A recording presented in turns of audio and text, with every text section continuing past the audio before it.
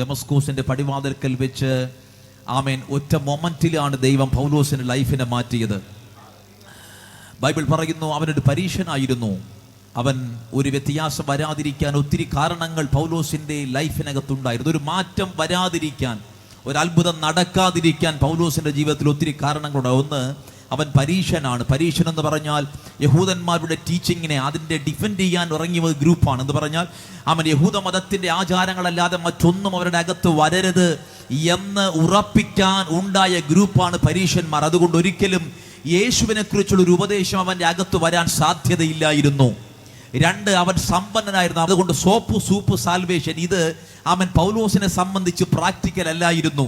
മൂന്ന്, അവൻ ഗമാലിയേലിന്റെ കാൽക്കീഴിൽ വേദാഭ്യാസം നടത്തിയവനാണെന്ന് മാത്രമല്ല, അവൻ വചനത്തെക്കുറിച്ച്, തോറയെക്കുറിച്ച് ഭയങ്കര എരിവുള്ളവനായിരുന്നു. അതുകൊണ്ടാണ് മറ്റാരും ചെയ്യാൻ ധൈര്യപ്പെടാത്ത കാര്യം അവൻ അധികാരപത്രം വാങ്ങി ക്രിസ്ത്യാനികളെ കൊല്ലാൻ ഇറങ്ങി പുറപ്പെട്ടത്. ഇങ്ങനെ പല കാരണങ്ങൾ കൊണ്ട് അവൻ യേശുവിലേക്ക് വരാൻ, ക്രിസ്ത്യാനിയാകുവാൻ അസാധ്യമായ കാര്യമായിരുന്നു. പക്ഷേ പല കാരണങ്ങൾ കൊണ്ട് അസാധ്യമായ കാര്യത്തെ ഒരൊറ്റ എൻകൗണ്ടർ കൊണ്ട് ദൈവം സാധ്യമാക്കുകയാണ്.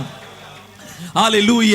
പല കാരണങ്ങൾ കൊണ്ട് അസാധ്യമായ കാര്യത്തെ ഒരൊറ്റ മൊമെന്റ്, ഒരൊറ്റ സന്ദർശനം കൊണ്ട് ദൈവം സാധ്യമാക്കിയെങ്കിൽ ഇന്ന് രാത്രി ദൈവ ശബ്ദം കേൾക്കാൻ നമ്മൾ കടന്നു വന്നിരിക്കുമ്പോൾ ഒരു മൊമെന്റിൽ നിങ്ങളുടെ ലൈഫ് മാറാനിടയുണ്ട്.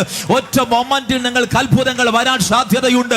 ഒറ്റ മൊമെന്റിൽ ദൈവത്തിന്റെ മഹത്വത്തിന്റെ വാതിൽ തുറന്നു കിടക്കുന്ന ഈ ദൈവ സാന്നിധ്യത്തിനകത്ത് ഒരൊറ്റ മൊമെന്റ് കൊണ്ട് നിങ്ങളുടെ അത്ഭുതം നടക്കാം. ഒറ്റ മൊമെന്റ് കൊണ്ട് നിങ്ങൾക്ക് വേണ്ടി ദൈവപ്രവൃത്തി നടക്കാം. ഒറ്റ മൊമെന്റ് കൊണ്ട് നിങ്ങളുടെ ചരിത്രം മാറാം. ഒറ്റ മൊമെന്റ് കൊണ്ട്